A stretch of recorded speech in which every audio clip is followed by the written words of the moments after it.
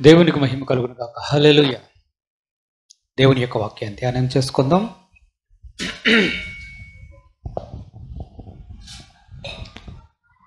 మత్తయి సువార్త 7వ అధ్యాయం 13-14 వచనాల్లో చదువుకుందాం.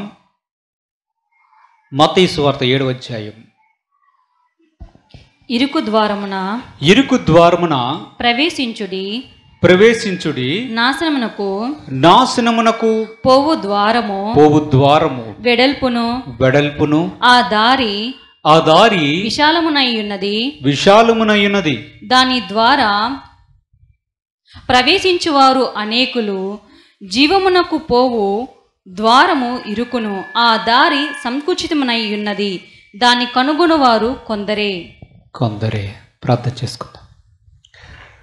పరిశుద్ధుడైన తండ్రి, మహోన్నతుడా, సర్వోన్నతుడా, సర్వసృష్టికర్త అయినటువంటి మా ప్రభువా, మీ పాదాలకు వందనాలు. వాక్యమయ్యున్న దేవా, మీరు మాతో మాట్లాడండి. నీ వాక్యములో ఉన్నటువంటి సత్యములను మేము గ్రహించలాగిన మా హృదయములను తెరవచేయండి. ఆటంకపరుచు దురాత్మశక్తులను నజరేయుడు యేసుక్రీస్తు నామమున బంధించమని యేసుక్రీస్తు పరిశుద్ధ నామమున అడిగి వేడుకొంచున్నాము తండ్రి. ఆమేన్. హల్లెలూయా, హల్లెలూయా. మత్తయి సువార్త 7వ అధ్యాయం 13-14 వచనాలు మనం చదువుకున్నాం. యేసు ప్రభు చెప్తున్నటువంటి మాట ఇది. ఆయన 2 విషయాల గురించి ప్రస్తావించారు ఇక్కడ. ఒకటి ద్వారము,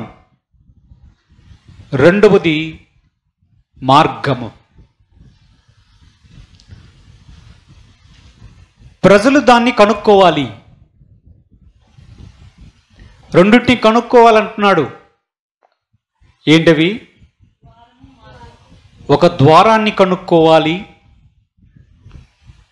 ఒక మార్గాన్ని కూడా కనుక్కోవాలి. ఈ బాధ్యతను ప్రజలకు దేవుడే అప్పగించాడు. ఈ లోకంలో నివసిస్తున్నటువంటి ప్రతి ఒక్కరూ కూడా దీన్ని తెలుసుకోవాలి అనేది ఆయన ఉద్దేశం అయి ఉన్నది. మనము కానీ అపోస్తల కార్యములు 17వ అధ్యాయం 27వ వచనాన్ని ఒక్కసారి చదువుకుంటే, అపోస్తల కార్యం 17వ అధ్యాయం 27వ వచనాన్ని చదువుకుంటే, మరియు యవత్ భూమి మీద కాపురముండుటకు ఆయన ఒకని నుండి ప్రతి జాతి మనుష్యులను సృష్టించి వారు ఒకవేళ దేవునిని తడువులాడి కనుగొందురేమో అని తను వెదుకు నిమిత్తము నిర్ణయ కాలమును వారి నివాస స్థలము యొక్క పొలిమేరలను ఏర్పరచెను. ఆయన మనలో ఎవనికిని దూరముగా ఉండువాడు కాదు. ప్రభు ఏం చెప్తున్నాడు? ఒక మనిషి నుంచి ఈ భూమి మీద సమస్తమైనటువంటి జాతులను సృష్టించాడు. ఆదాము అనే ఒక మొదటి మనుషుని చేసి ఆ మనుషుల నుంచి అనేకమైనటువంటి వ్యక్తులు వచ్చినట్లుగా చేశాడు. ఈ భూమి మీద ఎన్ని దేశాలు ఉన్నాయి? ఎన్ని జాతులు ఉన్నాయని మనం చూస్తే ఒక్కొక్కరిది ఒక్కొక్క రూపం, ఒక్కొక్క రంగు. ఇంతమంది ప్రజలను, ఇన్ని జాతులను దేవుడే ఏర్పరిచాడు అని చెప్తూ అంటున్నాడు. ఒక కాలాన్ని నిర్ణయించాడంట. ఎవరికి? ఆ ప్రజలందరికీ, అన్ని దేశముల్లో చెదిరినటువంటి ప్రజలందరికీ ఒక కాలాన్ని నిర్ణయించి వీరందరూ దేవుణ్ణి తడువులాడి కనుక్కుంటారేమో అని దేవుడు ఆలోచించాడు. ఆ వాక్య భాగంలో మనకు అదే కనిపిస్తుంది. అపోస్తుల కార్యము 17:27 దేవుని యొక్క ఉద్దేశం కనిపిస్తుంది. ప్రతి జాతికి పొలిమేరలను ఏర్పరిచాడు. పొలిమేరలు అంటే సరిహద్దులను ఏర్పరిచాడు. వారందరికీ సమయాన్ని ఇచ్చాడు. కొంత సమయం వరకు వారిని వారిగా విడిచిపెట్టి వీరు దేవుణ్ణి కనుక్కుంటారేమో అని దేవుడు వారిని విడిచిపెట్టి సమయాన్ని వారికి అనుగ్రహించాడు. ఆ వాక్య భాగాన్ని అలాగే పట్టుకొని అపోస్తల కార్యములు 14 కూడా చదువుకుందాం. అపోస్తల కార్యములు. ఆయన గత కాలములలో సమస్త జనులను తమ తమ మార్గముల యందు నడవనిచ్చెను. ఏంటిది? వీరందరినీ సృష్టించిన తర్వాత దేవుడు ఏం చేశాడంటే, గత కాలములో అంటే గతంలో ప్రభు రాకమునుపు సర్వ సృష్టిని సృజించినటువంటి ఆ ప్రభు ఒక్క మనుషుని ద్వారా అనగా ఆదాము ద్వారా సమస్త జాతులను సృష్టించినటువంటి ఆ ప్రభు వారికి పొలిమేరలను సరిహద్దులను ఏర్పరిచినటువంటి ఆ ప్రభువే ఆయన మనసులో ఉన్నటువంటి ఆలోచన చూస్తే అనుకుంటున్నాడు, దేవుణ్ణి తడువులాడి వీరు కనుక్కుంటారేమో అనుకున్నాడు. ఒకటి. రెండవది ఏమనుకున్నాడు, అంతవరకు ఏం చేశాడంటే వారి వారి మార్గాల్లో వారిని నడవనిచ్చాడు. అంటే అర్థం ఏమిటి? ఎవరికి తోచిన విధముగా వారు భక్తికి సంబంధించి దేవుణ్ణి వెతుకులాడే మార్గాల్ని వారి వారి మార్గాల్ని ఏర్పరచుకొని దేవుణ్ణి ఆరాధిస్తున్నాము అనుకున్న పద్ధతులను వారిని నడవనిచ్చాడు కొంతకాలం వరకు. మనము మత్తయి సువార్త 7:13-14 యేసు ప్రభు చెప్పినటువంటి మాటలు చదివాం. ఏమంటున్నాడు ఆయన? ఇరుకు ద్వారమున ప్రవేశింప పోరాడుడి. నాశనమునకు పోవు ద్వారము వెడల్పుగా ఆ దారి విశాలముగా. చాలు. ఏమంటున్నాడు? ఏ మనుషుని ద్వారా, ఒక మనుషుని ద్వారా సమస్త జాతులను సృష్టించినటువంటి ఆ ప్రభు ఎవరి మార్గాల్ని వారికి విడిచిపెట్టినటువంటి ఆ ప్రభువే ఇప్పుడు కృపా సత్య సంపూర్ణుడిగా మన మధ్యలోనికి వచ్చి ఆయన చెప్తున్నటువంటి మాట ఏమిటి? మీకు 2 ద్వారాలు కనిపిస్తాయి, మీకు 2 మార్గాలు కనిపిస్తాయి. మీరిప్పుడు మనస్సు పెట్టి జాగ్రత్తగా ఆ ద్వారాల్ని వెతకాలి, ఆ దారిని లేదా ఆ మార్గాన్ని మీరు జాగ్రత్తగా గమనించాలి అనే హెచ్చరికను, అనే బోధను యేసు ప్రభు వచ్చిన తర్వాత ప్రజలకు ఇవ్వడం ప్రారంభించాడు. పూర్వకాలమున అందరినీ వారి వారి మార్గాల్ని విడిచిపెట్టినటువంటి ఆ ప్రభు ఇప్పుడు చెప్తున్నాడు, ప్రజలారా 2 ద్వారాలున్నాయి. ఒక ద్వారం చాలా ఇరుకుగా ఉంటుంది, ఇంకొక ద్వారం చాలా వెడల్పుగా ఉంటుంది. ఒక దారి చాలా సంకుచితముగా ఉంటుంది, చాలా ఇరుకుగా ఉంటుంది ఆ మార్గం. ఇంకొక మార్గం ఉంది, ఆ మార్గం చాలా విశాలంగా ఉంటుంది.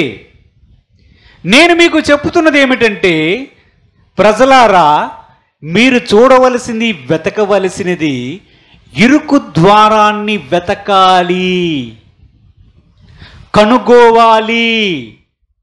ఇరుకు ద్వారానికి సంబంధించినటువంటి ఇరుకుమైనటువంటి దారిని లేదా మార్గాన్ని మీరు కనుక్కోవాలి అని ప్రభు చెప్తున్నాడు. మనుషులు దాన్ని కనుక్కోగలరా? ప్రభు ఏం చెప్తున్నాడు? కనుక్కోండి, వెతకండి అని చెప్తున్నాడు. ఈ మార్గం పేరేంటి? ఇరుకు మార్గం,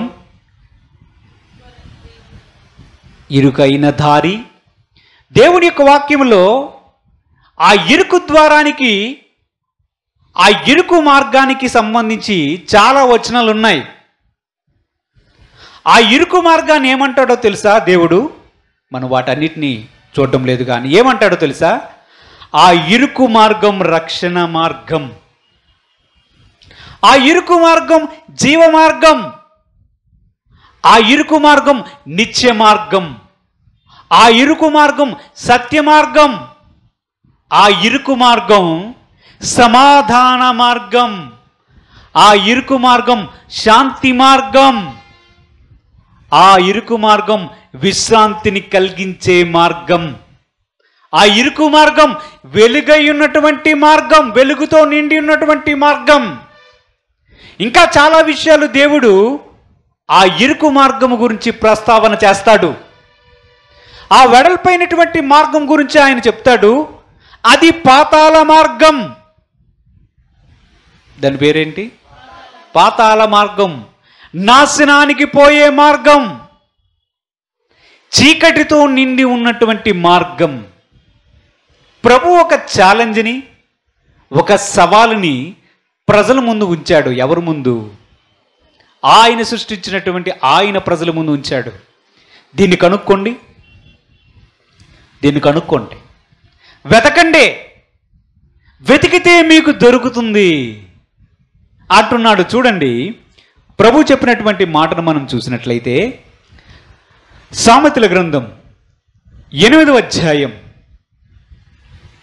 35, 36 వచనాలు చదువుకుందాం. సామెతల గ్రంథం 8వ అధ్యాయం 35, 36 వచనాలు చదువుకుందాం. నన్ను కనుగొనువాడు, నన్ను కనుగొనువాడు జీవమును కనుగొనును, కనుగొనును. యెహోవా కటాక్షము, యెహోవా కటాక్షము వానికి కలుగును, వానికి కనుగొను. నన్ను కనుగొనువాడు, నన్ను కనుగొనువాడు, కనుగొననివాడు, కనుగొననివాడు తనకే హాని చేసుకొనును, హాని చేసుకొనును. నా యందు ఆయాసపడు వారందరూ మరణమును స్నేహించుదురు. ఎవరితను? ప్రభు చెప్తున్నాడు, నన్ను కనుక్కుంటే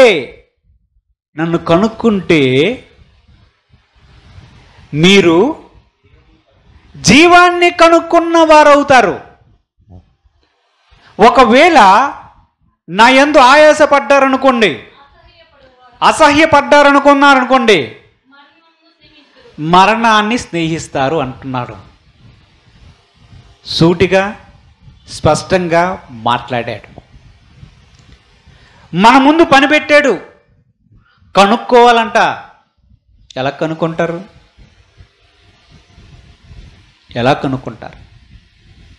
యేసు ప్రభు చెప్తున్నాడు. ఆయన మాటలు మనం దేవుని యొక్క వాక్యంలో చూస్తే యోహాను సువార్త 10వ అధ్యాయం,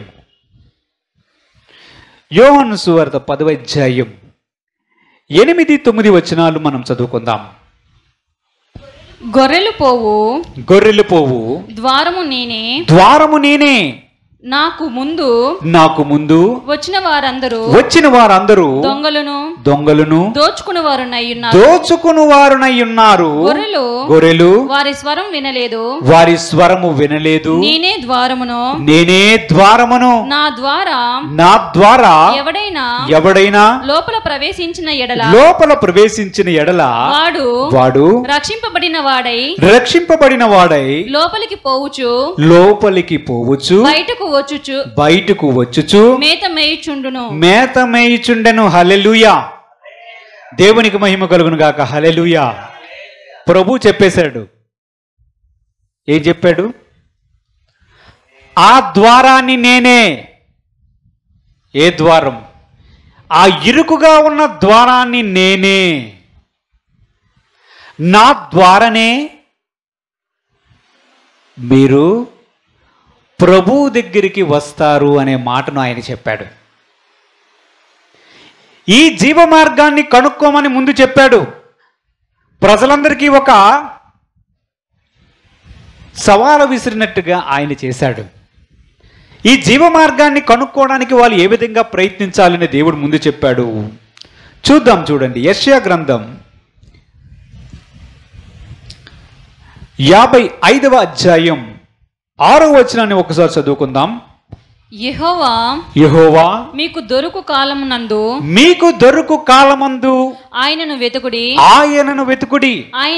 ఆయన సమీపంలో ఉండగా ఆయనను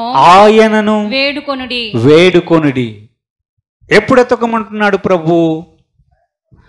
ఆయన సమీపముగా మరియు ఆయన దొరుకు కాలముందే మీరు వెతకాలి. దానికి ఒక టైం సెట్ చేశాడని చెప్పాం కదా. ఆయన ఇప్పుడు ఏం చెప్తున్నాడు? మీకు దొరికే కాలం ముందు మీరు వెతకండి. ఒక కాలం రాబోతుంది. ఆ కాలంలో మనము ఇంక వెతకడానికి ఏమి ఉండదు.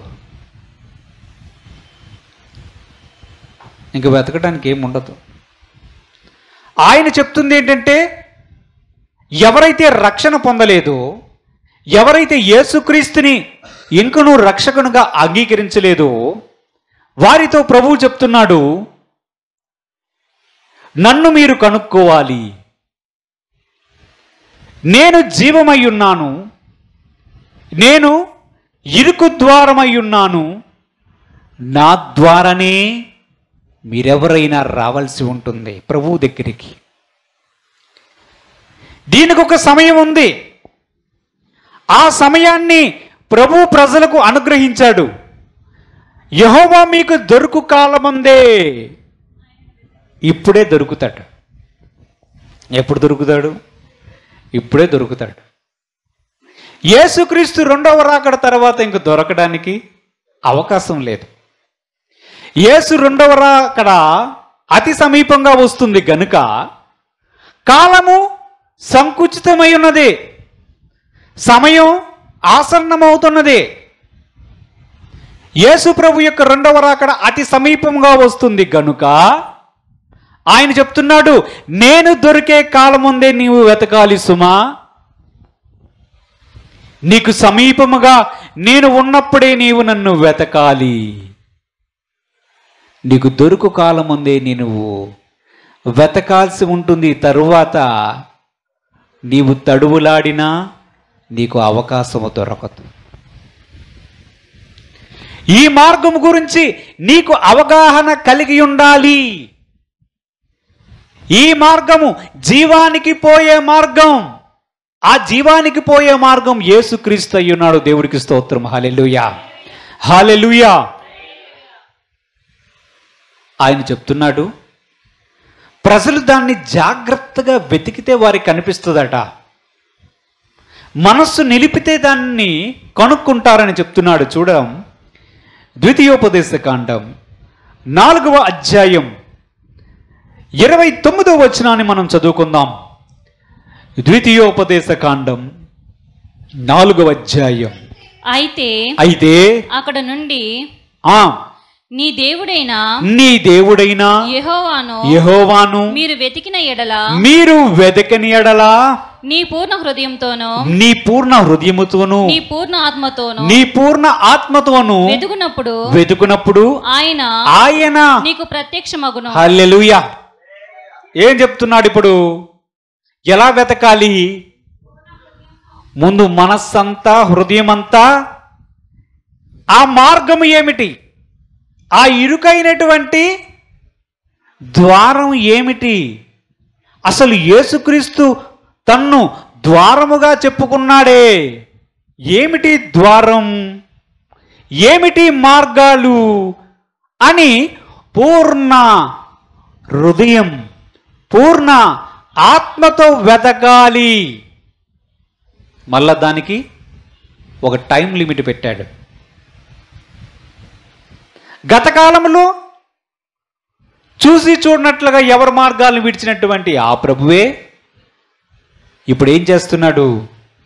సమయాన్ని పెట్టి త్వరగా మీరు వెతకాలి. అసలు దేవుని మనసులో ఉన్నటువంటి కోరికే అది. చూద్దాం. కీర్తన గ్రంథం 14వ అధ్యాయం 2-3 వచనాలు చదువుకుందాం. వివేకము కలిగి దేవుణ్ణి వెతుకువారు కలరేమో అని యెహోవా ఆకాశము నుండి చూచి నరులను పరిశీలించెను. ఏం చేస్తున్నాడు? ఆయన ఉద్దేశం ఏమిటి? నన్ను వెతుకుతారా? అసలు మీకు వివేకం అనేది ఉందా? మనుషులకు వివేకం అనేది ఉందా? నన్ను వెతుకుతారా? వెతకరా? దేవుడు కలడేమో అని ఆకాశము నుంచి దేవుడు చూస్తున్నాడట. దేవుడు కలడేమో అని ఎవరైనా వెతుకుతారేమో, ఎవరికైనా వివేకం ఉందేమో అని ఆయన నరులను పరిశీలిస్తున్నాడంటే ఏం పరిశీలిస్తాడు? ఇదే పని. ఆకాశంలో కూర్చొని ఇంతమంది మనుషులు ఉన్నారు. ఎవరికైనా వివేకం ఉందా? ఎవరికైనా కొంచెమైనా ఆలోచన ఉందా?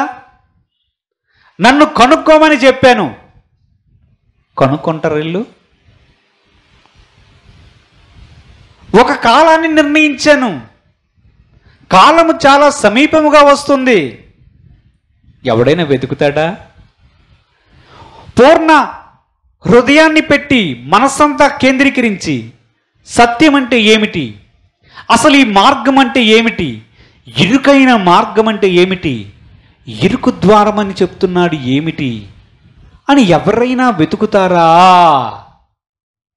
అని అనుకుంటున్నాడట. వారందరూ అంటే ఏం చేస్తున్నారు? వారందరూ దారి తొలగి అది ఏం చేశారు వీళ్ళు? అసలైన త్రోవ ఒకటి ఉంది, అదే మళ్ళా మాట్లాడుకుంటున్నాం. ఇది ఒక మార్గం. ఎవడి మార్గాన్న వాడు పోతూ ఉన్నాడు. అసలైనటువంటి మార్గం ఒకటి ఉంది, దానికి రాజమార్గం అనే పేరు కూడా ఉంది.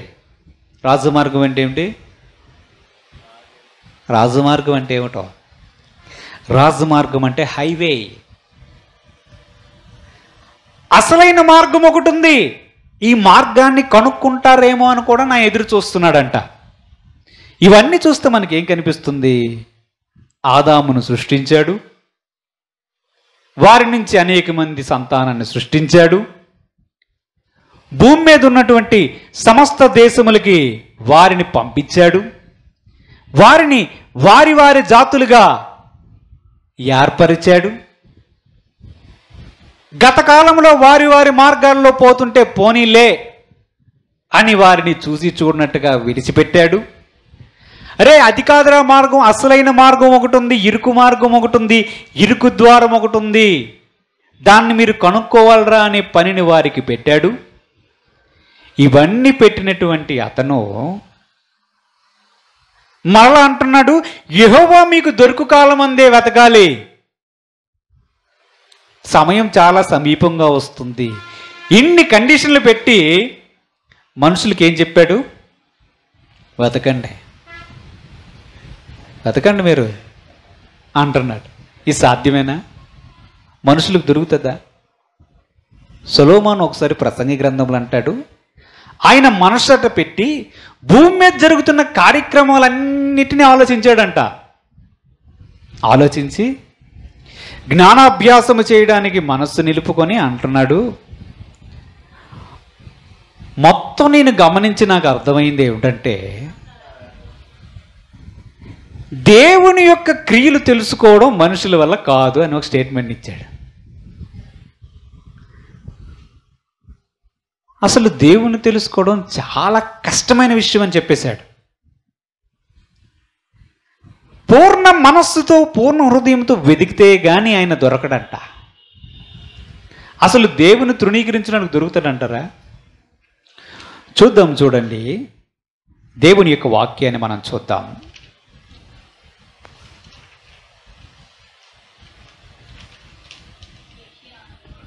యోబు గ్రంథం ఒకసారి చూద్దాం. యోబు గ్రంథం 21వ అధ్యాయం 13-15 వచనాలు చదువుకుందాం. 13 నుంచి 15 వచనాలు. అలాగే యోబు గ్రంథం 24వ అధ్యాయం 13వ వచనాన్ని కూడా చదువుకుందాం. యోబు గ్రంథం 21వ అధ్యాయం 13 నుంచి 15 వచనాలు చదవండి. వారు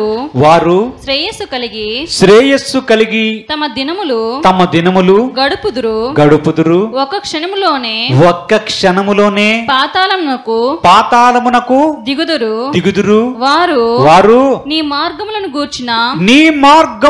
గూర్చిన జ్ఞానము మాకు అక్కరలేదు.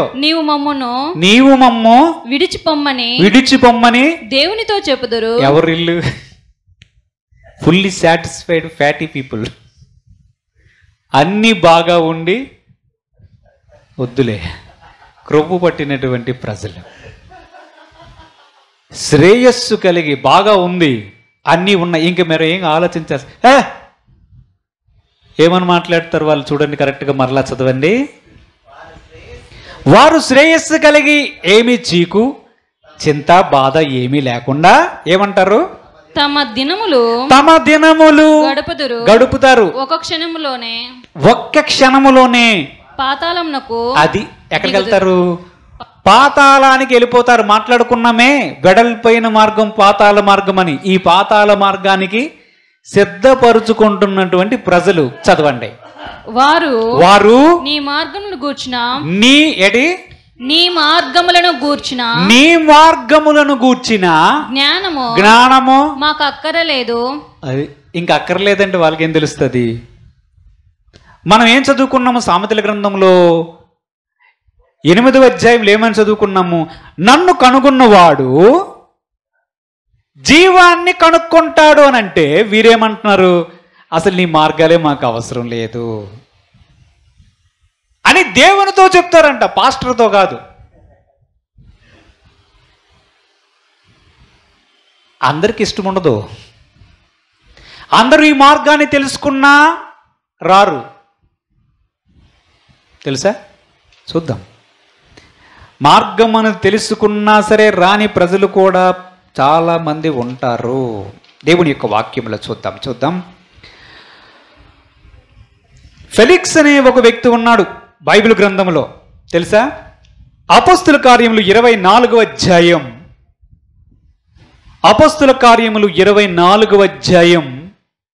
22వ వచనాన్ని చదువుకుందాం. ఫెలిక్స్ ఈ మార్గమును గూర్చి బాగుగా ఎరిగిన వాడై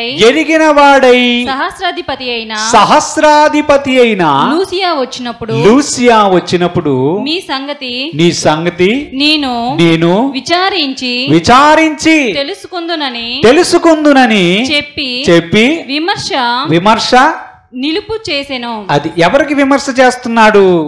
అపోస్తలుడైనటువంటి పౌలు గారికి విమర్శ చేస్తున్నాడు. ఏం చేస్తున్నావు నువ్వు? ఏదో ప్రకటిస్తున్నావంట యేసుని గురించి అంటూ మాట్లాడుతూ ఉన్నాడు ఈ వ్యక్తి. ఎవరు? ఫెలిక్స్. ఇతడు యూదయ గవర్నర్. మొత్తం అంతా కూడా ప్రసంగం అంతా విన్నాడు. ఎవరి ద్వారా తెలుసా? అపోస్తలుడైనటువంటి పౌలు గారి ద్వారా. పౌలు ప్రసంగించిన దానికి ఒకనొక సందర్భంలో జడిసిపోయి ఇంక నాకు చెప్పొద్దు, ఈ రోజుకి ఆపి, ప్రసంగం చాలా స్ట్రాంగ్గా ఉంది, వద్దని కూడా చెప్తాడు. మనము దేవుని యొక్క వాక్యంలో చూసిన, చరిత్రలో చూసిన ఈ ఫెలిక్స్ అనే వ్యక్తి యేసుక్రీస్తును అంగీకరించినట్లుగా కనిపించడు. ఇతను భార్య ఎవరు తెలుసా? ఇతనికి ఒక భార్య ఉన్నది. ఆ భార్య యూదురాలు, మనోడు కాదు. కానీ మార్గమంతా తెలుసుకున్నాడు. ఎలాంటి ప్రజలు ఉన్నారనుకున్నారు? కనుక్కోండి అంటే కనుక్కోవడం చేత కాదు, అంతేనా? పోనీ పూర్తిగా తెలుసుకున్న ఫెలిక్స్ లాంటి వారు మారుతారా? మారరు. మనం యోబు గ్రంథంలో చదువుకున్నాం. యోబు గ్రంథంలో ఏముంది? అసలు దేవుణ్ణి తృణీకరిస్తే మాకు అక్కరలేదు నీవు అంటున్నారు. వాళ్ళకి ఏంటంటే నా ప్రాణమా తినుము తాగు సుఖించు, తిన్నామా తెల్లారైందా చచ్చామా, గాలి గాలవుతుంది ధూళి ధూళవుతుంది. Materialistic people. దేవుడు, దైవము, మార్గము అనేది లేదు. దేవుడు లేడు, దయ్యము లేదు అనే అభిప్రాయము కలిగినటువంటి వారు భూమి మీద సుఖముగా ఉంటే చాలు, నీ మార్గం నాకు అవసరం లేదని దేవుణ్ణి తృణీకరించే ప్రజలు వారికి దొరుకుతుందా? చూద్దాం. యోబు గ్రంథం 34వ అధ్యాయం, యోబు గ్రంథం 34వ అధ్యాయం 21వ వచనాన్ని, యోబు గ్రంథం 24వ అధ్యాయం 13వ వచనాన్ని మనము చదువుదాం. వెలుగు మీద తిరుగుబాటు వారు కలరు. ఎవరి మీద? వెలుగు మీద తిరుగుబాటు చేయువారు కలరు. వీరు దాని మార్గములను గుర్తుపట్టరు, దాని త్రోవలో నిలవరు. ఎవరు వీళ్ళు? వెలుగు మీద తిరుగుబాటు చేయువారు. ఎవరు వెలుగు? లోకమునకు ఎవరు దేవుడు? వెలుగైన క్రీస్తు దేవుడికి స్తోత్రం, హల్లెలూయా. వెలుగు మీద తిరుగుబాటు చేస్తారు. మనం ఇందాక దేవుని యొక్క వాక్యాన్ని ధ్యానం చేస్తున్నప్పుడు మాట్లాడుకుంటున్నాం. ఆ మార్గానికి పేరేంటి? వెలుగు మార్గం. మీరు జాగ్రత్తగా ఆలోచించండి.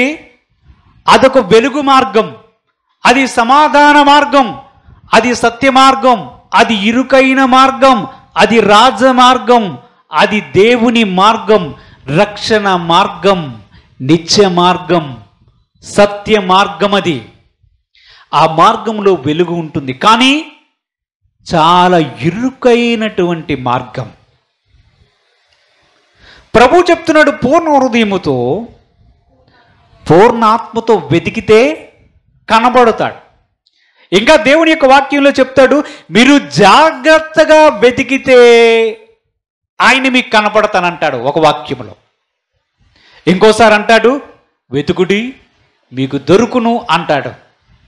ఇంకోసారి అంటాడు, నేను సమీపంగా ఉన్నప్పుడే నా మార్గాన్ని వెతకండి అంటాడు. అరే, సమయం ఉండగానే నా మార్గాన్ని వెతకండి అంటాడు.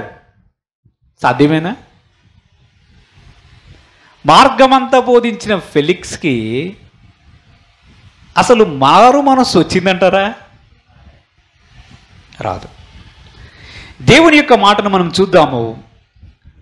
యెషయా గ్రంథం 65వ అధ్యాయం 1-2 వచనాలు చదువుకుందాం. యెషయా గ్రంథం 65వ అధ్యాయం. నా యొద్ద విచారణ చేయని వారిని నా దర్శనమునకు రానిచ్చితిని. నన్ను వెతకని వారికి నేను దొరికి తిని. నేను ఉన్నాను ఇదిగో నేను ఉన్నాను అని నా పేరు పెట్టబడని జనముతో చెప్పుచున్నాను. హల్లెలూయా. ఎవరు వీళ్ళు? అతని పేరు పెట్టబడని జనము. అతని పేరు పెట్టిన జనం ఎవరు? నా పేరు పెట్టినటువంటి జనులు తమను తామును తగ్గించుకొని, తెలుసా, ఖాళీలు పూరించండి, పూరీలను ఖాళీ చెయ్యండి, తమను తాము తగ్గించుకొని ఉపవాసం ఉండి ప్రార్థిస్తే అని ఒక వచనం మనకు కనిపిస్తుంది కదా. విన్నారా? పోనీ నేను చెప్పకపోయినా ఎవరైనా చెప్పారు కదా, పోనీ మీరు చదివారు కదా. దేవుడికి స్తోత్రం కలుగును కాక. హల్లెలూయా. అంటే పేరు పెట్టబడిన జనం ఉన్నారు, పేరు పెట్టబడని జనం కూడా ఉన్నారు. పేరు పెట్టబడిన జనం ఎవరు? ఇశ్రాయేలు ప్రజలు. పేరు పెట్టబడని జనం ఎవరు? మనమే. ప్రభు యొక్క వాక్యాన్ని 65:1 ఏమని చెప్తున్నాడు? యొద్ద విచారణ చేయని వారి నా యొద్ద విచారణ చేయని వారిని నా దర్శనమునకు రానిచ్చి అది రెండురా అని చెప్పి రానిచ్చాడంట. ఎవరిని? మనల్ని. నా యొద్ద విచారణ చెయ్యని వారిని, చదవండి మరలా, నా యొద్ద విచారణ చేయని వారిని చెయ్యని వారిని నా దర్శనమునకు రానిచ్చి నా దర్శనముకు రానిచ్చి తిని నన్ను వెతకని వారికి నన్ను వెదకని వారికి నేను దొరికి తిని. హల్లెలూయా. ప్రభు చెప్తున్నాడు నన్ను వెతకండి అంటున్నాడు. మళ్ళా చూడండి, నన్ను వెతకండి అంటున్నాడా? వెతకండి అన్నాడు కదా. మొదటి నుంచి మనం చెప్పుకుంది ఇదే కదా, వెతకండి వెతకండి వెతకండి, దొరుకుతుంది దొరుకుతుంది దొరుకుతుంది, కనుగొనండి కనుగొనండి కనుగొనండి అంటున్నాడు. ఇప్పుడు ఏమంటున్నాడు తెలుసా? అసలు నా యొద్దకు వచ్చి విచారణ చెయ్యని వారికి, నన్ను అసలు వెతకని వారికి నేను ప్రత్యక్షమయ్యాను అన్నాడు. హల్లెలూయా. ఎవరు? మన ప్రభు అయిన యేసుక్రీస్తు. ఎవరా పేరు పెట్టబడిన జనం? మనమే. ఎందుకంటే మన తెలివితేటలు దేవుడికి తెలుసు, మనం ఎలా వెతుకుతామో తెలుసు, మనం ఎలాగో ఆయన వెంబడిస్తామో తెలుసు. ఎవరి మార్గాన్ని వారు పోతుంటే గతకాలం ముందు చూసి ఊరుకున్నాడు. జపానీలు చూసాడా? వాళ్ళొకటి, చైనా వాళ్ళు వీళ్ళొక రకం, రష్యా వాళ్ళు వారొక రకం, యూరోపియన్లు వారొక రకం, భారతీయులు వీళ్ళొక రకం. చూసాడు చూసాడు చూసాడు. ఇదంతా చాలా కష్టంగా ఉంది. నా యొద్దకు వారిని రప్పిస్తాను, మార్గాన్ని వారి కొరకు సిద్ధము చేయడానికి బాప్తిస్మిచ్చు యోహాన్ను పంపించాడు. తెలుసా? విన్నారా? ఆయన మార్గాన్ని సరళము చేయడని అరణ్యములో వేయిచున్న కేక ఎవరిది? బాప్తిస్మిచ్చు యోహాన్. ప్రతి పల్లము పూడ్చబడును అన్నాడా? మెట్టలు వంకర మార్గాలు సక్రమవుతాయి. ఏంటవి? ఎవరు చేశారు? ప్రభు యొక్క మార్గాల్ని, తిన్నన మార్గాలని అడ్డదిడ్డంగా తిప్పే సాతాను ఉన్నాడు. తిన్నగా వచ్చినోడిని కూడా పక్కదో పంపించడంలో వాడు నెంబర్ 1 తిట్ట. హల్లెలూయా. ప్రభు చెప్పాడు, బాప్తిస్మిచ్చు యోహాన్ని పంపించి మన కొరకు మార్గాన్ని సిద్ధపరిచాడు. యేసు ప్రభు తను తాను చెప్పుకుంటున్నాడు, నేనే మార్గాన్ని, నేనే జీవాన్ని, నేనే సత్యాన్ని, నేనే ద్వారాన్ని కూడా. నాకు డౌట్ చెప్పండి, ద్వారము అదే, మార్గము అదే, ఎలాగవుతుంది? చూద్దాము దేవుని యొక్క వచనములో. హెబ్రీలకు రాసినటువంటి పత్రిక చూద్దాం. దేవుని యొక్క వాక్యంలో హెబ్రీలకు రాసినటువంటి పత్రికలో చూద్దాం.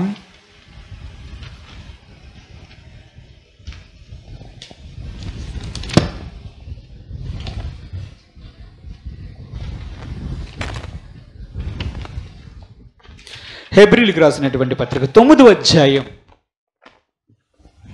8వ వచనాన్ని ఒకసారి చదువుకుందాం. దీనిని బట్టి ఆ మొదటి గుడారము ఇంకా నిలుచుచుండగా అతి పరిశుద్ధ స్థలములో ప్రవేశించే మార్గం బయలుపరచబడలేదని పరిశుద్ధాత్మ తెలియజేయుచున్నాడు. ఈ మాటను జాగ్రత్తగా పట్టుకొని ఇప్పుడు హెబ్రీలకు రాసినటువంటి పత్రిక 10వ అధ్యాయము 19, 20 వచనాలు కూడా చదువుకుందాం.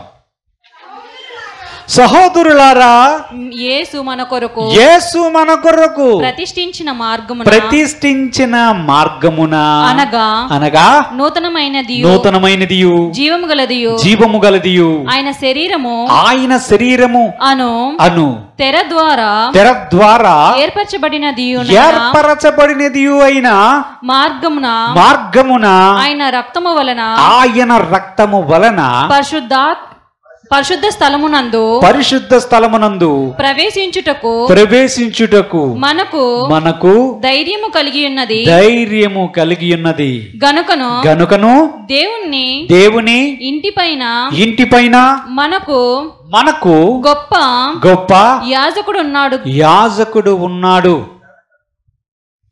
దేవునికి స్తోత్రం చెల్లిద్దాం. హల్లెలూయా.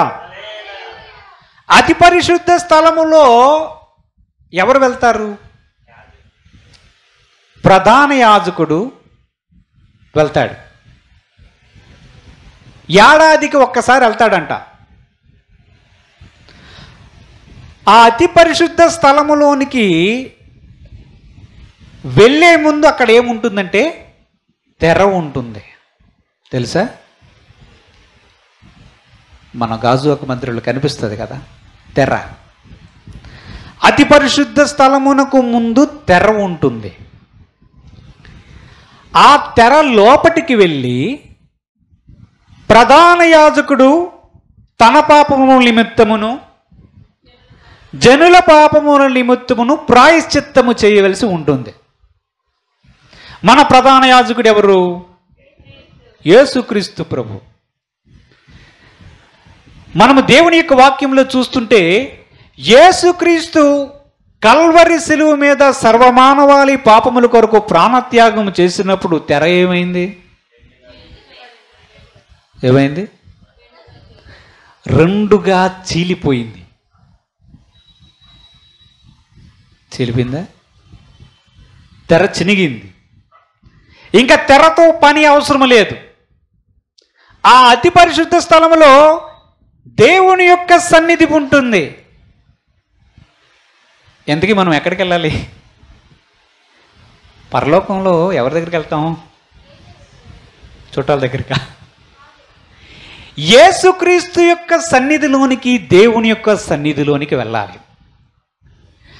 ఆ మార్గము ఇంకా బయలుపరచబడలేదు అని పరిశుద్ధాత్ముడు చెప్తున్నాడని మన వాక్యం చదువుకున్నాం. ఎక్కడ? హెబ్రీలకు రాసినటువంటి పత్రిక 9వ అధ్యాయం 8వ వచనములో ఏముంది? దీనిని బట్టి ఆ మొదటి గుడారము ఇంకను నిలుచుచుండగా అతి పరిశుద్ధ స్థలములో ప్రవేశించే మార్గం గుర్తుపెట్టుకోండి. ఏంటది? ప్రవేశించే మార్గం. అదే ఈ మార్గం ఎవరు? యేసుక్రీస్తు ప్రభువు. అందుకే ఆయన చెప్తున్నాడు, నేనేరా ఆ మార్గాన్ని, నన్ను కనుక్కోండి అని చెప్తుంది. ఎందుకు అనుకున్నారు?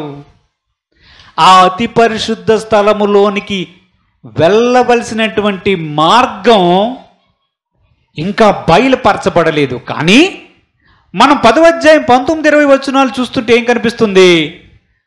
ఆయన శరీరము అనే తెర ద్వారా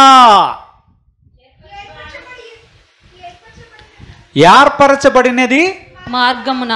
అది ఇప్పుడు ఏంటి? ఈ మార్గం ఎలాగ ఏర్పరచబడింది చెప్పండి. ఈ మార్గం ఎలా ఉంది? ఇరుకు మార్గం ఎలా ఎంట్రన్స్ ఎలాగవుతారు చెప్పండి? ఆయన శరీరం అనే తెర ద్వారా అంటున్నాడు. శరీరము తెర, తెర శరీరమా? మరి దేవాలయంలో చిరిగిన తెర ఏమిటి? దేవాలయంలో తెర చిరిగిపోయింది కదా.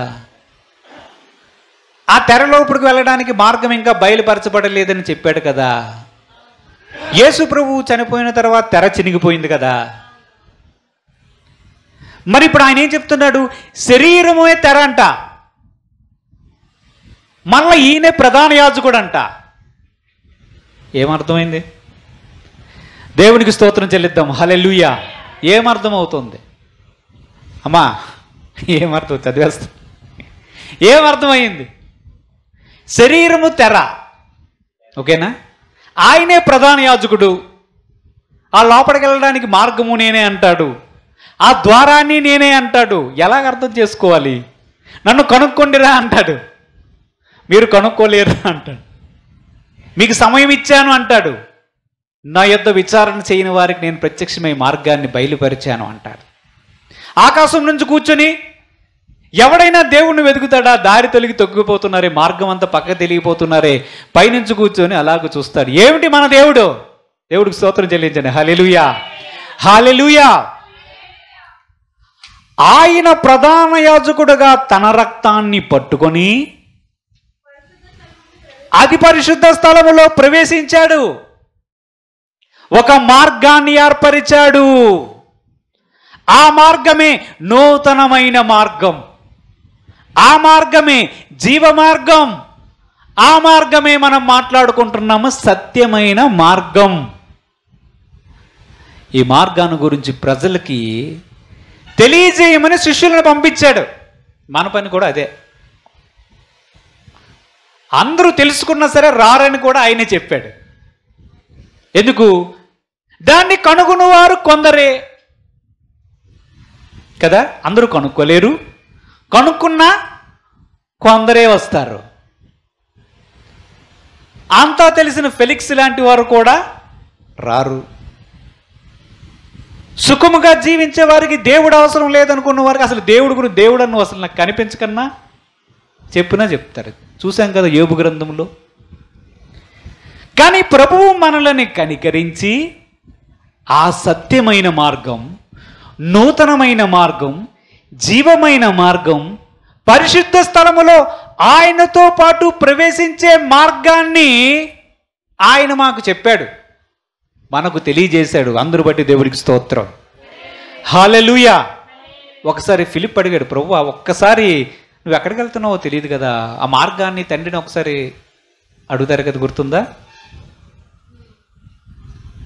నేనే మార్గం, నేను వెళ్ళు చోటకి మరలా మిమ్మల్ని తీసుకుని వెళ్ళడానికి వస్తానని చెప్పాడు. ఎందుకు ఇది 1 వే అంటారా 2 వే అంటారా? వెళ్ళి వచ్చా? అసలు దావీదు సొలొమోనుతో మాట్లాడుతునేటప్పుడు చెప్తాడు, సొలొమోను నువ్వు తెలివైన వాడివి, జ్ఞానం కలిగిన వాడివి, నువ్వు ఒక పని చేయాలి. నీ దేవుడైన ప్రభువు నువ్వు జాగ్రత్తగా వెతకాలి, నీ మనసు స్థిరపరచుకోవాలి. నువ్వు స్థిరపరచుకొని జాగ్రత్తగా ఆయన వెతికితే నీకు అన్ని విధాలుగా దేవుడు తోడయ్యుండి నిన్ను ఆశీర్వదిస్తాడు. జాగ్రత్తగా ఉండు. సర్వలోకము పోవలసిన మార్గమున నేను కూడా పోతున్నాను అన్నాడు. అదే మార్గం? సత్య మార్గమా? అందరూ వెళ్ళవలసిన మార్గం 1 వే మార్గం. Hallelujah. Only 1 way, no U turns, no coming back. ఈ మార్గములోనికి ఇప్పుడు మనము దేవుని కృపను బట్టి ఆ రక్షణ మార్గములోనికి వచ్చామా? వచ్చినటువంటి మనము జాగ్రత్త పడవలసినటువంటి అవసరత ఉన్నది. ఆ మార్గము నుంచి తొలగిపోయే ప్రమాదాలు ఉన్నాయి. ఆ మార్గములో నుంచి తొలగిపోయే ప్రమాదాలు ఉన్నాయి. దేవుని యొక్క మాటను చూద్దాం. కీర్తనల గ్రంథం 139వ అధ్యాయం 23, 24 వచనాలు చదువుకుందాం. కీర్తనలు 139వ అధ్యాయం 23, 24 వచనాలు చదువుకుందాం. దేవా నన్ను పరిశోధించి నా హృదయమును తెలుసుకొనుము. నన్ను పరీక్షించి నా ఆలోచనలను తెలుసుకొనుము. నీకు ఆయాసకరమైన మార్గము నా యందు ఉన్నదేమో చూడుము. నిత్య మార్గమున నన్ను నడిపించు. ఎవరి ప్రార్థన ఇది? దావీదు గారు రాసినటువంటి కీర్తన ప్రార్థన అనుకోండి. ఏమని అంటున్నాడు? దేవా నా హృదయాన్ని తెలుసుకో, నన్ను పరిశోధించు, నా హృదయం తెలుసుకో. అది ఇప్పుడు ఏం చెప్తున్నాడు తెలుసా దావీదు గారు? ప్రభువా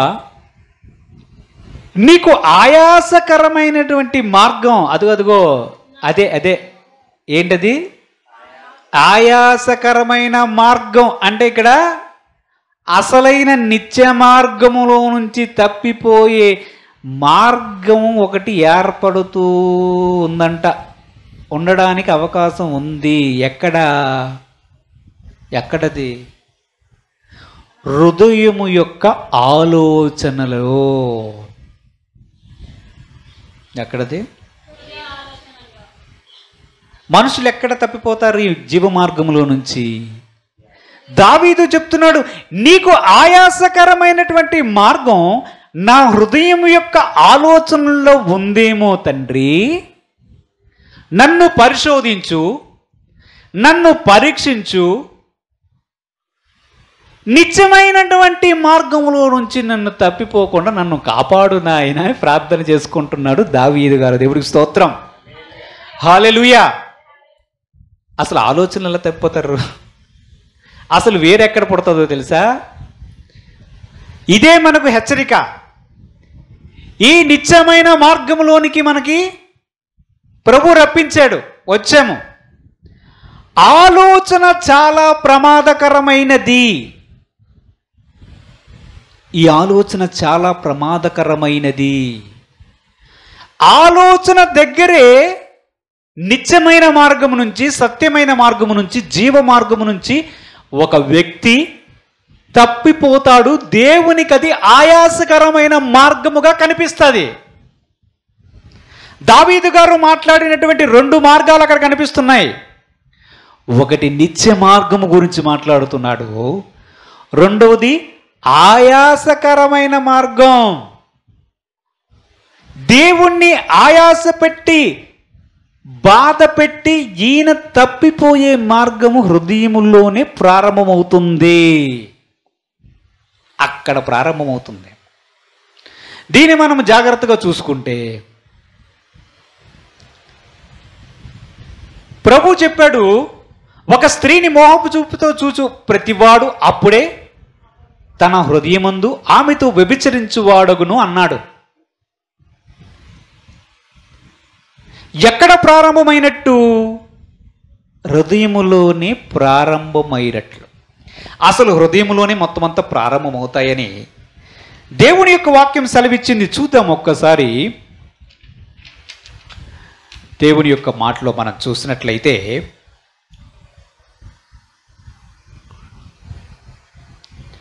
మత్తయి సువార్త 15వ అధ్యాయం 19వ వచనాన్ని ఒక్కసారి చదువుకుందాం. మత్తయి సువార్త 15వ అధ్యాయం 19వ వచనాన్ని చదువుకుందాం. దురాలోచనలు, నరహత్యలు, వ్యభిచారములు, వేశ్యాగమనములు, దొంగతనములు, అబద్ధ సాక్ష్యాలు, దేవదూషణలు హృదయములో నుండి వచ్చును. అది కాదు, పోనీ దురాలోచనలు అంటే హృదయం నుంచి వచ్చాయంటే ఓకే.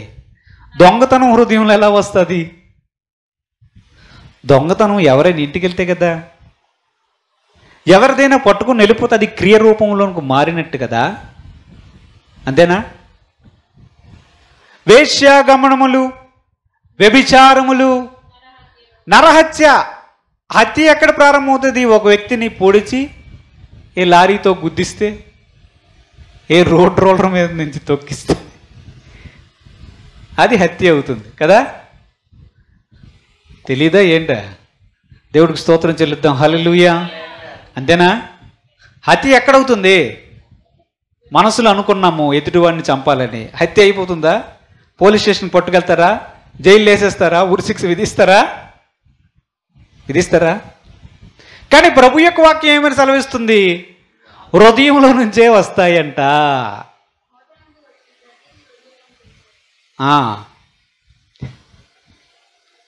హృదయంలో నుంచే వస్తాయంట.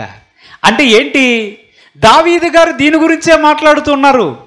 హృదయములో పుట్టినటువంటి ఆలోచనలే మనము నిత్యమైన మార్గములో నుంచి తప్పిపోవడానికి పునాదులు.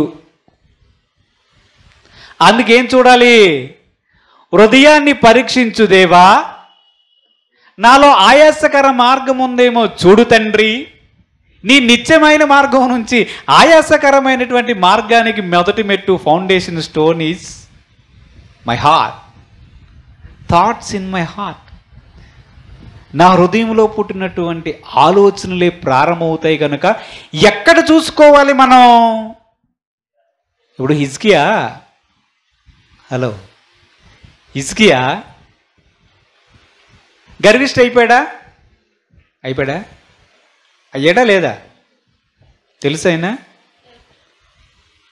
హృదయమందు గర్వించి అని ఉంటుంది కదా, దానికి వేరే ట్రీట్మెంట్ తర్వాత జరిగింది. ఇదంతా ప్రారంభం ఎక్కడ జరుగుతుంది?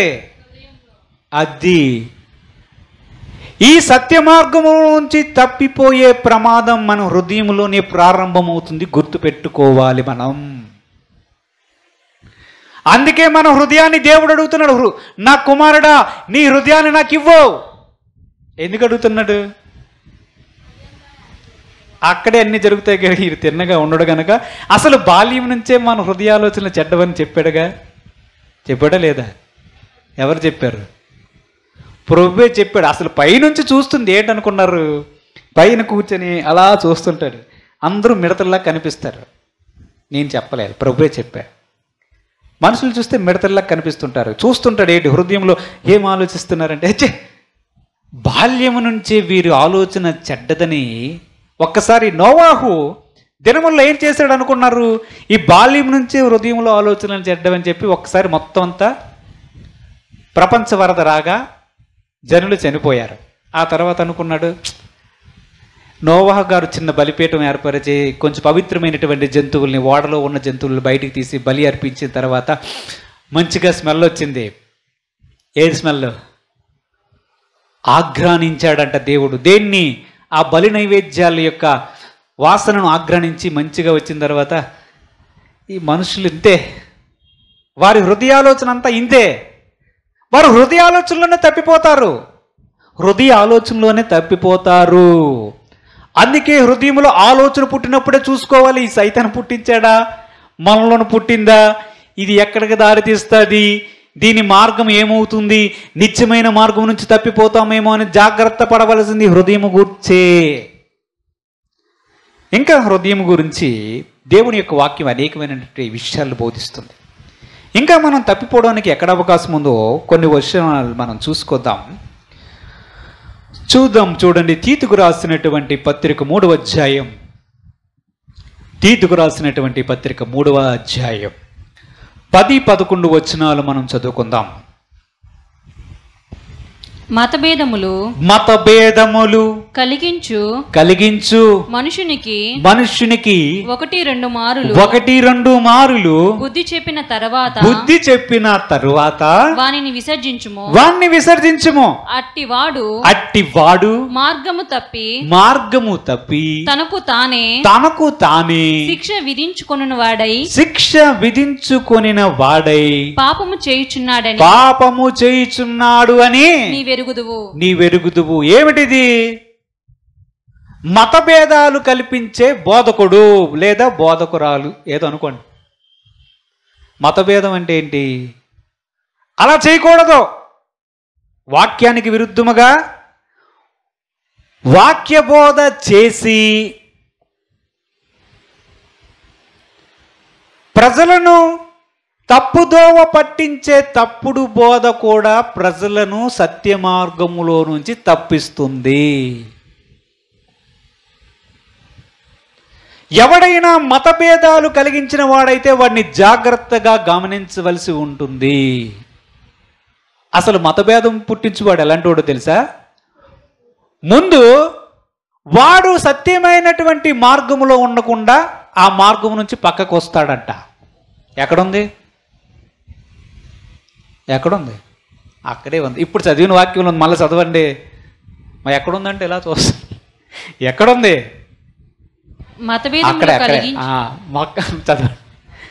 మతభేదములు కలిగించు మనుషునికి 1-2 మారులు బుద్ధి చెప్పిన తరువాత వానిని విసర్జించుము.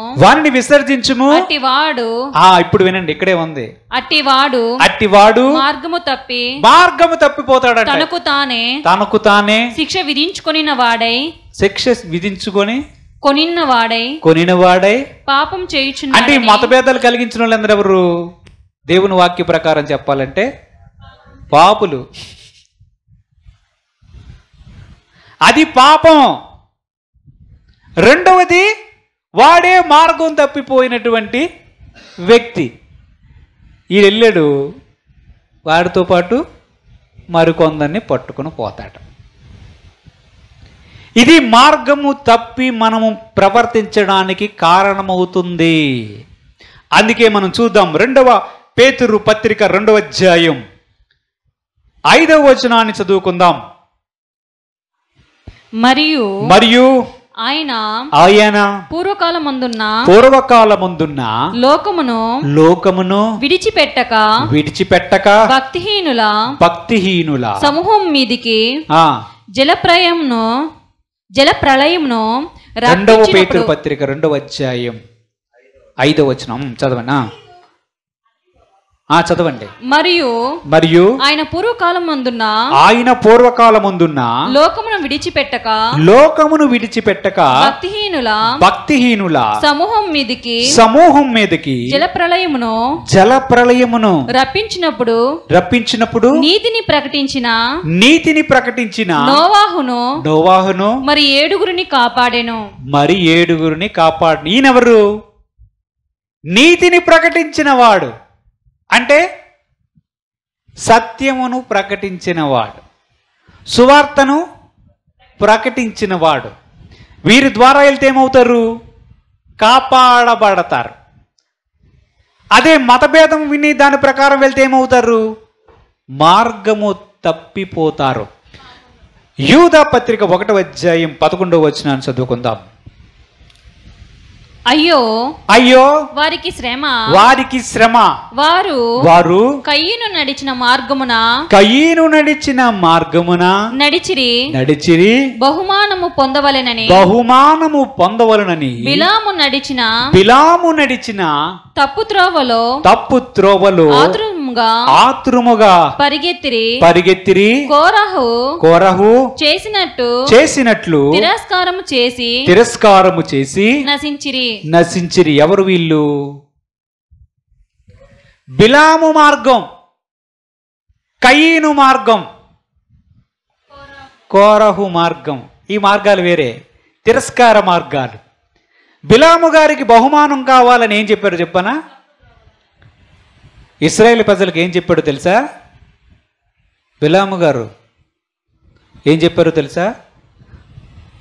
మోయాబీల స్త్రీలతో వ్యభిచరించమని చెప్పాడు.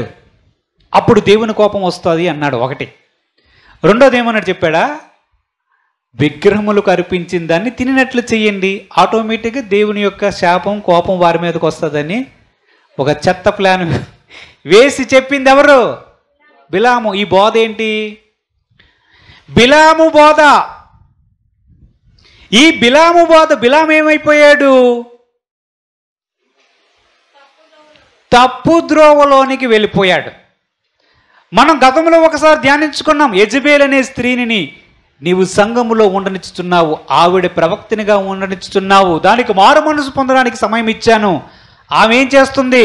విగ్రహములకు అర్పించు వాటిని తినట్లను వ్యభిచారము చేయనట్లును వారిని ప్రోత్సహించుచున్నది అన్నాడు. ఇదేంటి? ఇదే తప్పు త్రోవ, తప్పు బోధ. మనము ఆలోచించవలసింది ఏమిటంటే, దేవుని యొక్క వాక్యం సెలవిస్తుంది, ఇట్టి వారిని ఏమని చెప్పాడో తెలుసా? త్రోవ తప్పి తిరుగు చుక్కలు వంటి వారు. తెలుసా ఎవరు వీళ్ళు?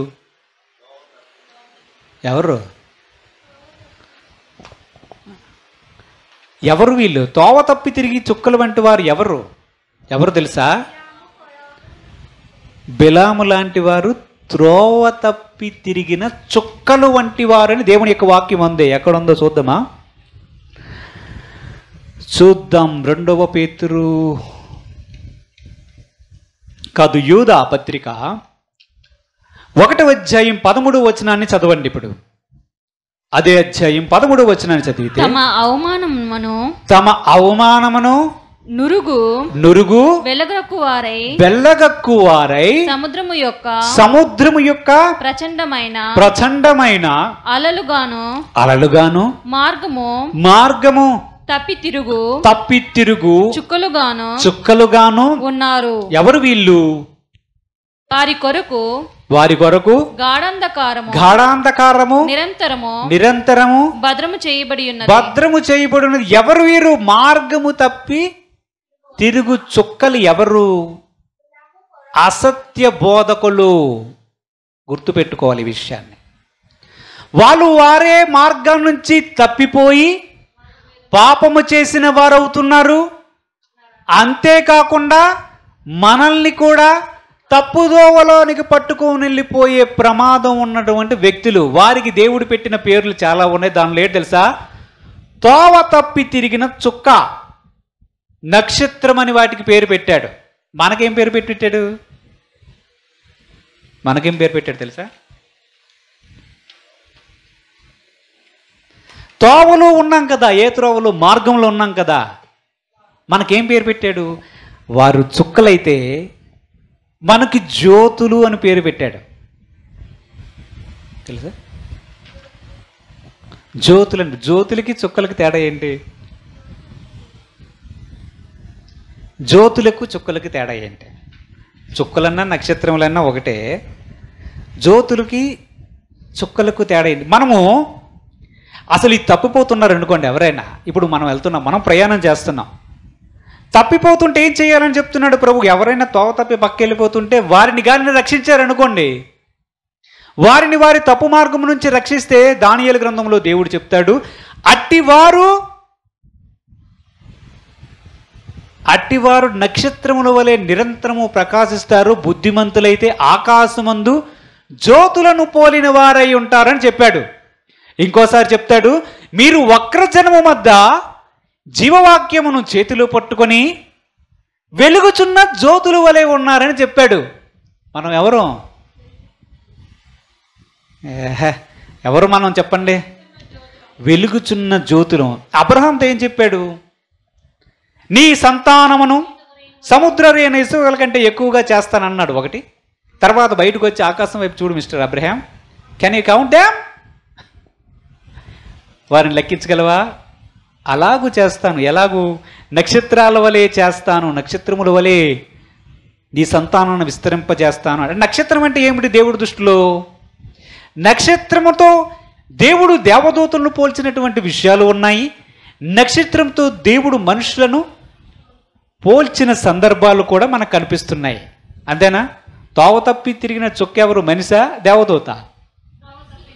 మనిషే. మనలను జ్యోతులుగా చేస్తానని చెప్పాడు. అసలు జ్యోతులకి చుక్కలకి తేడా చిన్న విషయం చూసుకుందాం. ఆదికాండం 1వ అధ్యాయం 14-16 వచనాన్ని 14, 15, 16 వచనాలు ఒకసారి చదువుకుందాం. ఆదికాండం 1వ అధ్యాయం 14, 15, 16. దేవుడు పగటిని రాత్రిని వేరుపరుచునట్లు ఆకాశ విశాలమందు జ్యోతులు కలుగును గాకనియు అవి సూచనలను కాలములను దిన సంవత్సరములను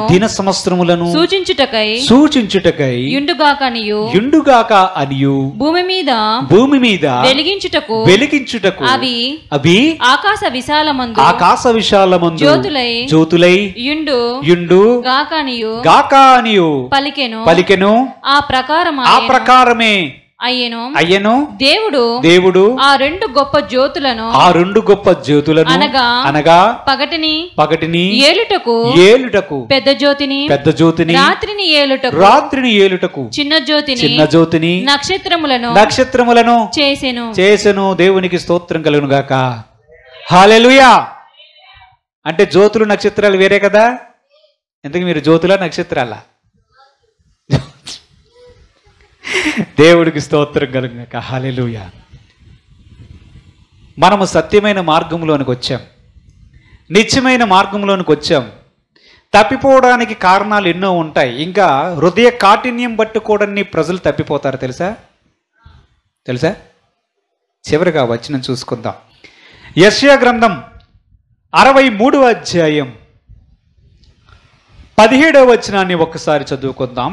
యెషయా గ్రంథం 63వ అధ్యాయం 17వ వచనాన్ని. యెహోవా 17వ వచనం చదవండి. యెహోవా నీ మార్గములను యెహోవా నీ మార్గములను తప్పి తిరుగునట్లుగా మమ్మను ఎందుకు తొలగజేసితివి ఎందుకు తొలగజేసితివి నీ భయము ఆ విడుచునట్లు మా హృదయములను నీవెందుకు కఠినపరిచితివి. అది ఏమవుతుంది? హృదయము గాని కఠినపరచబడితే వారు కూడా సత్య మార్గము నుంచి తప్పించబడతారు. అసలు హృదయ కాఠిన్యం ఎందుకు అవుతుంది? ప్రభు చిత్తమైతే నెక్స్ట్ వీక్ ధ్యానం చేసుకుందాం. కానీ ఒక మాట, పాపము వలన కలుగు భ్రమ చేత హృదయము కఠినపరచబడుతుంది. ఈ విషయాన్ని గుర్తుపెట్టుకోండి. పాపము మన హృదయములోనికి జొప్పినప్పుడు వెంటనే దాన్ని విడిచిపెట్టడానికి ప్రయత్నం చేస్తే హృదయం అనేది స్పందించడం ప్రారంభిస్తుంది. ఒకవేళ పాపముని దాన్ని అలాగే ఉంచడం ప్రారంభిస్తే హృదయము కఠినపరచబడుతుంది. హృదయం ఎప్పుడైతే కఠినపరచబడుతుందో వాడు సత్య మార్గముల నుంచి తప్పించబడతాడు. ఇంకా సాతాను కూడా దీన్ని తప్పించబడతాడు. సాతాను కూడా మన హృదయముని దేవుని వద్ద నుంచి తొలగించి మన మార్గాన్ని సత్య మార్గం నుంచి తొలగించే కార్యక్రమం కూడా చేస్తాడు. మీకు తెలుసు కదా, గారడీ సీమోన్ ఒకసారి వచ్చి మాట్లాడుతున్నాడు, ఏయ్ సత్య విరోధి, ప్రభు యొక్క తినన మార్గములను నీవు వంకరగా చేయడానికి ప్రయత్నం చేస్తూనే ఉన్నావని గద్దిస్తాడు దేవుని సేవకుడు. ఇలాగూ చాలా విషయాలు మనం చూస్తే దేవుడు మనకి మార్గమై ఉన్న దేవుడై ఉండి మనకు దాన్ని బయలుపరిచి ఆయన దర్శనానికి రానిచ్చి కృప చూపించి రక్షణిచ్చి రక్షణ మార్గంలోనికి వచ్చేటట్లుగా చేశాడు. ఆ రక్షణ మార్గంలో మనం తప్పిపోకుండా జాగ్రత్త పడాలి. ఇది సర్వమానవాళికి ఆయన మార్గాన్ని కనుక్కోండి, వెతకండి అని ఆయన కూడా చెప్పాడు. కనుక్కోలేరని ఆయనకి తెలుసు. అందుకే ఆయన కృపాసత్య సంపూర్ణుడిగా మన మధ్యలోనికి వచ్చి తానే దేవుడై ఉండి సమస్త మానవాళికి తన్ను తాను ఇరుకు మార్గముగా సత్య మార్గముగా ప్రకటించుకున్నాడు. దానిలోనికి వెళ్ళి ఆ ద్వారము కూడా తానే అని ప్రకటించుకున్నాడు. దేవుడు తన పరిశుద్ధ వాక్యం దీవించుగాక. ఆమేన్. ప్రార్థన చేసుకుందాం. పరిశుద్ధుడైన తండ్రి, ఇరుకైన మార్గము ప్రభువా తండ్రి, జీవ మార్గము ప్రభువా, ఆ మార్గము సత్యము జీవము ప్రభువా తండ్రి నీవే అయ్యున్నావు. గొర్రెలకు మంచి కాపరి నీవే ప్రభువా, నీవే ఆ ద్వారమై ఉన్నావు ప్రభువా. ఆ ద్వారం ద్వారా ప్రవేశించడానికి దీన్ని నీవు ప్రభువా తండ్రి బలి అర్పణ చేసుకున్నావు. ప్రజలందరినీ వారి వారి మార్గంలో ప్రభువా తండ్రి గతకాలం ముందు చూచి చూడనట్లుగా విడిచిపెట్టిన దేవా, ఈ కాలమందు వారికి సమయాన్ని నిర్ణయించి మీరు వారికి దొరికే సమయంలోనే ప్రభువా తండ్రి వారు నిన్ను వెతకాలని, నిన్ను తెలుసుకోవాలని, ఎద్దుకు రావాలని, మనుషుల అంతరింద హృదయంలో వారు చేసే ఆలోచనలు వారి తప్పు మార్గంలో నడిపిస్తుందని వారి హృదయాలు కూడా పరిశీలిస్తూ వారి సత్య మార్గంలో నడిపించడానికి ప్రయత్నిస్తున్న దేవా, మీ పాదాలకు వందనాలు. నేటి వాక్యాన్ని మా హృదయం అనే పలక మీద వ్రాయండి. నీ సత్యమందు మమ్మల్ని స్థాపన చేయండి ప్రభా, స్థిరపరచండి. సత్యమైన మార్గము నుంచి తొలగిపోకుండా ప్రభా మా హృదయ ఆలోచనలు ఒకవేళ మీకు ఆయాసకరమైన మార్గములుగా కనిపిస్తున్నట్లయితే దేవా మాతో మాట్లాడండి. నీ ముఖ కాంతిలో మా రహస్య పాపములు కనిపిస్తాయి ప్రభా. నీ ముఖ కాంతిలో మా హృదయంలో ఉన్నటువంటి ప్రతి రహస్యము బయలుపరచబడుతుంది ప్రభువా. మనిషిని ఆలోచనలు లోతుగా ఉన్నటువంటి నీళ్ల వంటివి ప్రభువా. దాన్ని గ్రహించడము, దాని వ్యాధిని గ్రహించడం మనుషులకు సాధ్యము కాదు. కానీ హృదయాంతరంగములను పరిశీలించు దేవుడైనటువంటి నీకు సమస్తము సాధ్యము ప్రభువా. నీవే మాతో మాట్లాడని, మమ్మల్ని సరిచేయని, మమ్మల్ని బాగు చేయండి. నిత్య మార్గమును విడిచిపెట్టకుండా, సత్య మార్గమును విడిచిపెట్టకుండా నీ జీవమైనటువంటి మార్గములో ప్రభువా మా జీవితకాలం అంతా ప్రయాణించి ప్రభువా నీతో పాటు ఉండడానికి మా కృప అనుగ్రహించమని నేడి ఈ వాక్యాన్ని మా వినికిడిలో ఫలింపజేయమని యేసుక్రీస్తు పరిశుద్ధ నామమున వేడుకొనుచున్నాము తండ్రి. ఆమేన్.